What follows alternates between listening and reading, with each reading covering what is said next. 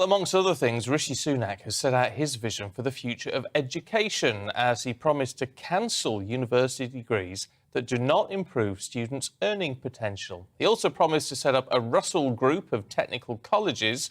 Now, the Russell Group is sort of some of the top universities, so he wants to do that with technical colleges to focus on teaching practical skills for the UK's stagnant industrial sector. Well, currently, Liz Truss's lead over her rival has grown in the latest YouGov polls, with the Foreign Secretary currently holding 69% of the headline vote to Sunak's 31%. Oh, it's a huge gap.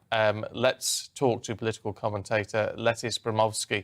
Good to see you this morning, Lettice. What do you make of all of this? All these new ideas being pulled out of the hat from Rishi Sunak. I mean, it almost seems like he's just sort of saying anything to try and win over a few last-minute votes, knowing he doesn't stand much of a chance.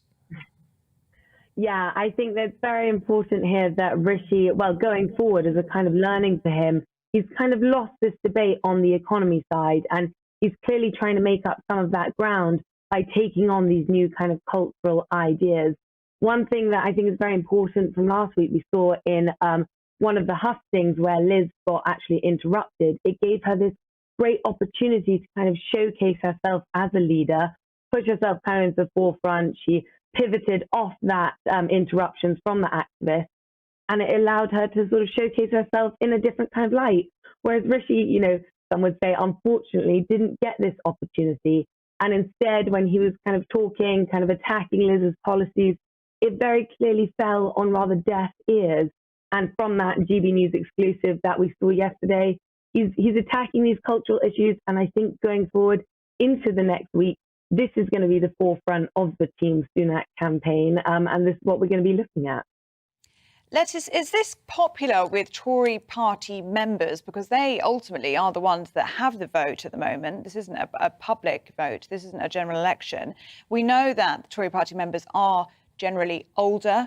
They live in the southeast. They are wealthy.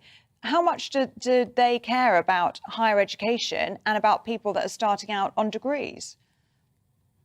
I mean, hopefully everyone sort of cares about education going forward. I think that obviously this isn't his kind of only front-running campaign. He is still proposing those tax cuts just later on. He's still proposing other policies on things like housing. I think this is an important campaign, really. Education should be seen as kind of an important thing for many people. And quite frankly, I do agree with him in the sense that there are a lot of, people generally these days go to university because they think that you should go to university or you need to go to university. And actually, at the end of the day, you come out with a massive amount of debt, around about 50,000 per person. That's a lot to deal with. I think if you instead go to apprentice schemes or other things that are set up, that might be a better place to start. One thing that I know that I would be looking for is somehow decrease the interest that we're seeing on our student debt at the moment. It's around about sort of 5% at the moment each year. As soon as you come out of university, it's a lot to be dealing with. It certainly is. But Lettice, we're going to leave it there. Thanks very much indeed for talking to us this morning.